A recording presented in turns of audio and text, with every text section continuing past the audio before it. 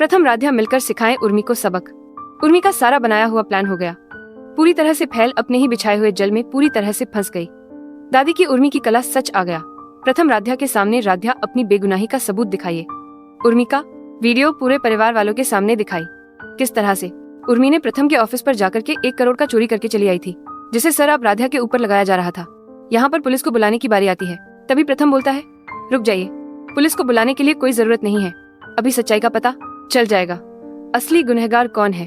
प्रथम सीसीटीवी कैमरे को जब ऑफिस के चेक करवाता है, तब यहाँ पर सीसीटीवी कैमरे में सांप दिखे जाता है। उर्मी ने किस तरह से जाकर के पैसे को चोरी करी हुई थी, और यहाँ पर उर्मी का काला सच आ गया पूरे परिवार के सामने। तभी ओमकार और प्रथम हुए उर्मी के ऊपर गुस्सा। उर्मी को अब सिखाएंगे।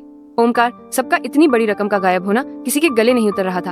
हर कोई सोच रहा था कि आखिर किसकी हिम्मत हुई होगी इतनी बड़ी चोरी करने की। प्रथम गुस्से से आग बबूला होकर घर में घुसा।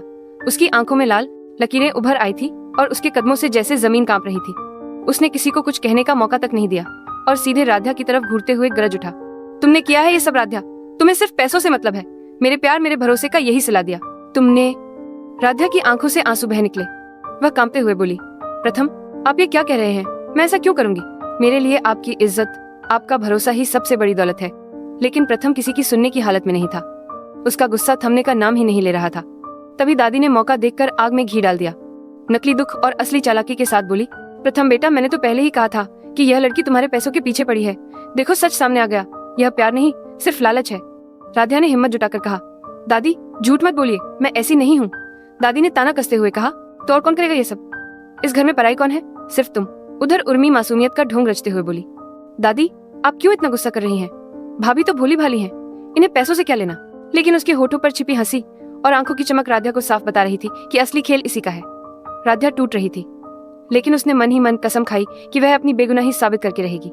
वह उसी वक्त ऑफिस निकल पड़ी। वहां ताले टूटे हुए थे, फाइलें बिखरी पड़ी थी। उसने सीसीटीवी फुटेज देखी, घंटों तक स्क्रीन पर आंखें गड़ाए बैठी रही, लेकिन कुछ साफ दिखाई नहीं दिया। वह थकी हुई थी पर हारी नहीं। उसने ऑफिस के कर्मचारियों से एक एक कर पूछताछ शुरू की। ज्यादातर लोगों ने कहा कि उन्हें कुछ नहीं पता, लेकिन आखिरकार एक कर्मचारी डरते डरते आगे आया। उसकी आवाज कांप रही थी, मैडम उर्मी जी ने मुझे पैसे दिए थे, बोली थी जो भी देखो चुप रहना। यह सुनते ही राध्या के पैरों तले जमीन खिसक गई। उसके दिल में एक ही नाम गूंज रहा था, उर्मी। उसका सरबत बन के आपकी 12 बजे शाम पूरा परिवार डाइनिंग हॉल में बैठा था। सबकी निगाहें राध्या पर टिक गई। जब वह अंदर आई, उसकी आंखों में आंसू थे, लेकिन चेहरे पर दृढ़ता साफ थी। उसने ऊंची आवाज में कहा, दादी आपने कहा था कि मेरी नीयत खराब है, लेकिन असली गुनहगार मैं नहीं, उर्मी है। पूरा हॉल सन्न रह गया। उर्मी का चेहरा पीला पड़ गया। दादी घबराकर चिल्लाई, चुप हो जा, बड़ों पर उंगली उठाना सीख लिया। प्रथम गुस्से में बोला, बस राध्या अब और झूठ मत गढ़ो। राध्या ने डटकर जवाब दिया, यह झूठ नहीं सच है। उर्मी ने ऑफिस के कर्मचारी को पैसे दिए ताकि सच छिपाया जा सके। मेरे पास सबूत है। उसने कागज और रसीदें सबके सामने रख दी। सच सामने आते ही उर्मी की आंखें झुक गई और दादी की आवाज गले में अटक गई। प्रथम का गुस्सा धीरे धीरे पिघलने लगा। उसकी आंखों में पछतावा साफ छलक रहा था। वह कांपती आवाज में बोला, मुझे माफ कर दो राध्या, मैंने तुम्हें गलत समझा। राध्या की आंखों से आंसू बह निकले। उसने भारी मन से कहा, मैंने आपको माफ किया, लेकिन आपके शब्दों ने मुझे बहुत चोट पहुंचाई है। यह घाव भरने में वक्त लगेगा। पूरा घर खामोश था।